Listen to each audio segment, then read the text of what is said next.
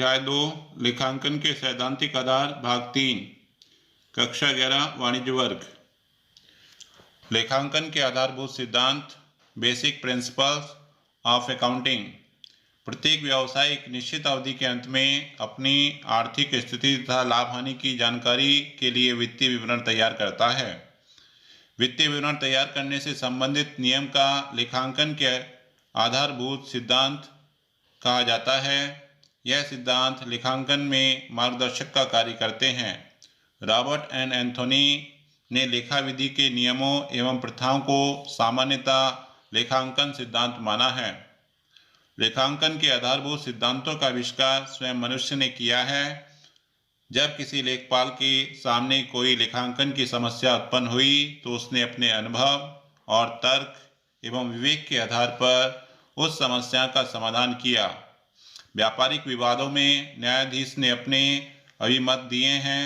तर्क एवं अन्य मदों की व्यापक स्वीकृति एवं व्यापक प्रयोग ने लेखांकन के आधारभूत सिद्धांतों का स्वरूप प्राप्त किया है। लेखांकन के आधारभूत सिद्धांत प्रायः सभी देशों में अपनाए जाते हैं, किंतु इनमें समानता का होना आवश्यक नहीं है। पेशेवर संस्थाएं लेखांकन के आधारभूत सिद्धांतों को बढ़ावा प्रदान करती हैं। लेखांकन के प्रमुख आधारभूत सिद्धांत इस प्रकार हैं। नंबर 1, आगम के रोकीकरण का सिद्धांत, प्रिंसिपल ऑफ रेवेन्यू रियलाइजेशन।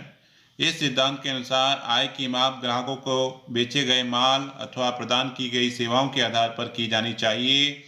यह एक निश्चित अवधि अथवा समय पर निम्नलिखित आधारों पर रोकीकृत माना जा सकता है। नंबर 1, उपार्जन आधार, एक्रूअल बेसिस। इस मान्यता के आधार पर वस्तु या सेवाएं विक्रेता से क्रेता को वैधानिक रूप से हस्तांतरित होने पर यह विक्रेता के लिए आगम मानी जाएंगी, चाहे उसका भुगतान प्राप्त हुआ हो अथवा न हुआ हो। जैसे 5 जनवरी को प्राप्त 50,000 रुपये माल के आदेश की विधिवत सुपुर्दगी 10 मार्च को तथा नगद भुगतान 15 अप्रैल को प्राप्त होने पर प्राप्ति 10 मार्च को उपार्जित मानी जाएगी। नंबर 2, रोकड़ आधार, कैश बेसिस। इस मान्यता के आधार पर विक्रय मूल्य के नगद प्राप्त होने की तिथि आगम मानी जाती है। जैसे जनवरी माह में प्राप्त कमीशन 10,000 रुपये मार्च माह में नगद प्राप्त होने पर उसका लेखांकन मार्च माह में किया जाता है। इस प्रकार का प्रयोग किराया क्रय या किस्त भुगतान पद्धति के अनुसार बेचे गए माल के लेखांकन में किया जाता है। नंबर 2, आय की प्राथमिकता का सिद्धांत, प्रिंसिपल ऑफ इनकम प्रायोरिटी। इस सिद्धांत के अनुसार व्यवसाय की प्रमुख आय तथा अन्य आय को पृथक पृथक अलग अलग दर्शाया जाना चाहिए। इसमें व्यापार के विक्रय अथवा प्रदान की गई सेवाओं के प्रतिफल के रूप में प्राप्त आय को अधिक महत्व दिया जाना चाहिए। नंबर 3 है व्यय सिद्धांत, प्रिंसिपल ऑफ एक्सपेंसेस। इस सिद्धांत के अनुसार विक्रय में व्यय की लागत स्थायी संपत्तियों पर दिया गया ह्रास, वेतन, किराया, कमीशन, ब्याज आदि को सम्मिलित किया जाना चाहिए। इस सिद्धांत के अनुसार यदि कोई संपत्ति रुपये 50,000 में क्रय की जाए और उसका अनुमानित जीवन काल 10 वर्ष हो तो प्रतिवर्ष 50,000 भागा 10 बराबर रुपये 5,000 ह्रास की राशि को व्यय माना जाएगा। नंबर 4, बार बार न होने वाली आय एवं व्ययों का लेखा सिद्धांत, principle of non repetitive expenses. इस सिद्धांत के अनुसार व्यवसाय में बार बार होने वाली आय तथा बार बार होने वाले व्ययों को एक निश्चित वर्षों की संख्या से विभक्त कर अपलिखित की जाने वाली राशि आय विवरण अथवा लाभ हानि खाते में प्रकट की जानी चाहिए। नंबर 5, लागत एवं मिलान का सिद्धांत, principle of matching cost and revenue. यह सिद्धांत अवधि की अवधारणा पर आधारित है। इसमें एक निश्चित अवधि में अर्जित किए गए आगम या आय तथा उस आगम की लागत का मिलान शुद्ध परिणामों को जानने में किया जाता है। किसी भी चालू व्यवसाय का उद्देश्य यदि लाभ अर्जित करना है तो इसके लिए एक निश्चित अवधि की आगम में से उस आगम की लागत यानी व्यय घटाकर ज्ञात की जा सकती है। यह सिद्धांत उस अवधि के आगम के लिए उस अवधि की लागत व्यय के मिलान को मान्यता देता है, चाहे इसका नकद भुगतान किया गया हो अथवा न किया गया हो। इस संबंध में निम्नलिखित बातें ध्यान में रखी जानी आवश्यक हैं। नंबर 1, यदि आय सम्मिलित की गई है तो उससे संबंधित समस्त लागत व्यय चाहे उनका भुगतान किया गया हो अथवा न किया गया हो सम्मिलित किया जाना चाहिए। नंबर 2, यदि किसी चालू वर्ष में भुगतान किया गया व्यय अगले वर्ष के आगम से संबंधित हो तो चालू वर्ष के व्यय में इसे सम्मिलित नहीं किया जाना चाहिए। इसी प्रकार चालू वर्ष की हर आय चालू वर्ष के आगम में सम्मिलित की जानी चाहिए, चाहे वो प्राप्त हुई हो अथवा न हुई हो। अगले वर्ष की अग्रिम प्राप्त आय को इसमें सम्मिलित नहीं किया जाना चाहिए। नंबर 4, चालू वर्ष के अंत में बिना बिका माल अर्थात अंतिम स्कंद अगले वर्ष की लागत की गणना में सम्मिलित किया जाना चाहिए। नंबर 6, ऐतिहासिक लागत सिद्धांत प्रिंसिपल ऑफ हिस्टोरिकल कॉस्ट। इस सिद्धांत के अनुसार स्थायी संपत्ति जैसे भवन, मशीन, फर्नीचर आदि को उसके लागत मूल्य पर दर्शाया जाना चाहिए। यह सिद्धांत लागत अवधारणा पर आधारित है। लागत अवधारणा के अनुसार उपक्रम में प्राप्त की गई स्थायी संपत्ति को उसके लागत या क्रय मूल्य पर दर्शाया जाना चाहिए। इसमें बाजार या प्रतिस्थापन मूल्य को ध्यान में नहीं दिया जाना चाहिए। सिद्धांत के अनुसार लेखांकन की विश्वसनीयता के लिए स्थायी संपत्ति वास्तविक ऐतिहासिक मूल्य पर ही दर्शाई जानी चाहिए।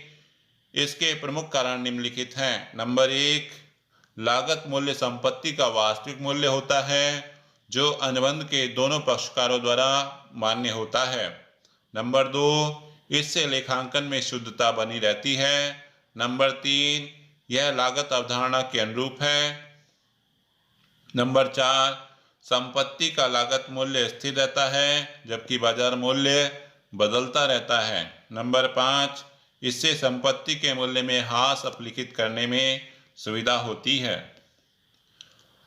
नंबर 7, पूर्ण प्रकटीकरण का सिद्धांत। इस सिद्धांत के अनुसार वित्तीय विवरण पूरी ईमानदारी से तैयार किए जाने चाहिए जो कि पूर्णतः सत्य होने चाहिए। इसमें सभी सूचनाएं एवं जानकारियां प्रकट की जानी चाहिए जो व्यवसाय के स्वामी, ऋणदाता, विनियोजक, बैंकिंग कंपनी, बीमा कंपनी, सरकार सभी पक्षकारों के लिए महत्वपूर्ण हो।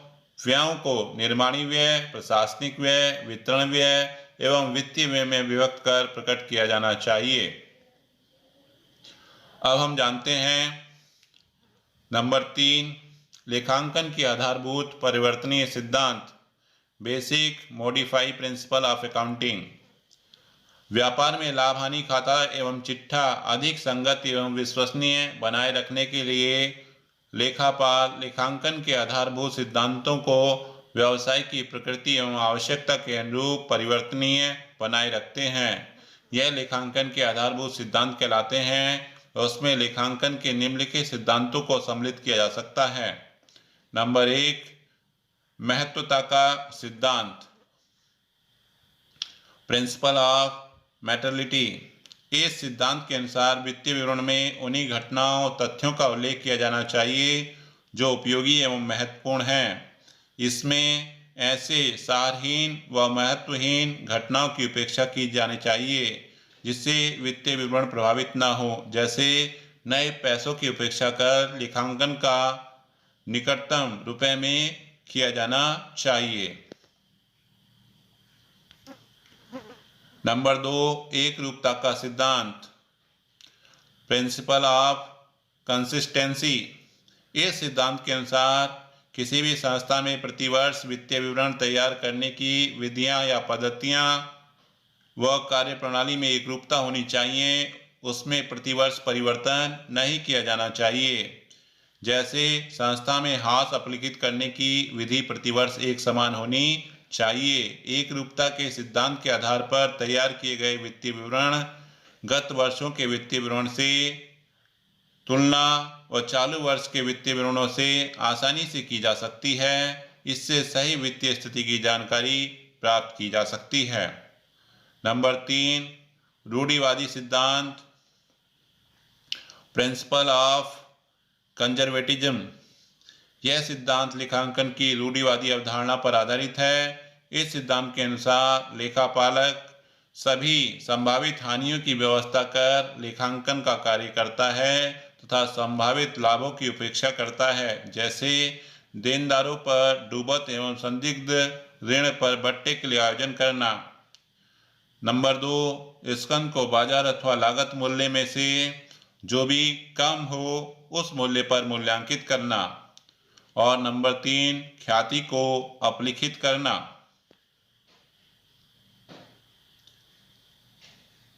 नंबर 4, कानून के पालन का सिद्धांत, principle of observance of law. इस सिद्धांत के अनुसार लेखापाल को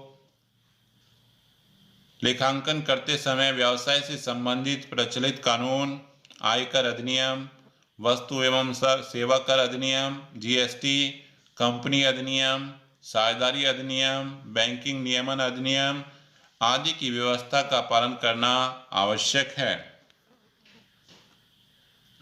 अब हम जानते हैं अवधारणा एवं सिद्धांत में अंतर, difference between concept and principles.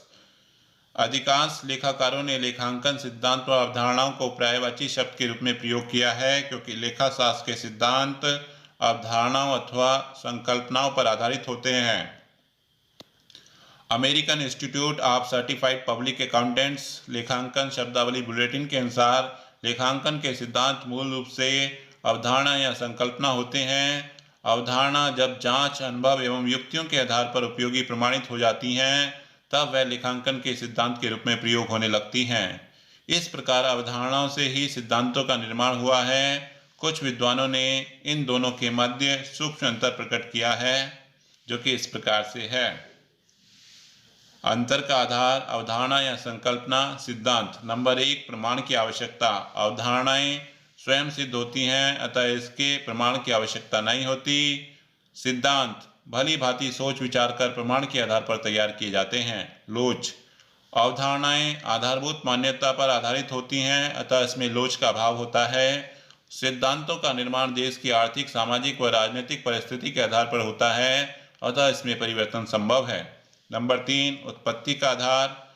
अवधारणाएं किसी विषय से संबंधित सिद्धांतों की उत्पत्ति का आधार होती हैं। सिद्धांत उस विषय के श्रेष्ठ निर्वाह में योगदान प्रदान करते हैं। नंबर 4, परिवर्तन का प्रभाव। अवधारणा में परिवर्तन की स्थिति में उस पर आधारित सभी सिद्धांत व्यर्थ हो जाते हैं। लेखांकन सिद्धांतों में परिवर्तन का अवधारणा पर कोई प्रभाव नहीं पड़ता है। धन्यवाद स्टूडेंट्स। मेरे वीडियो को लाइक कीजिए, शेयर कीजिए, सब्सक्राइब कीजिए और बेल आइकन प्रेस कीजिए ताकि आपको अगले वीडियो का नोटिफिकेशन शीघ्र मिल सके। धन्यवाद।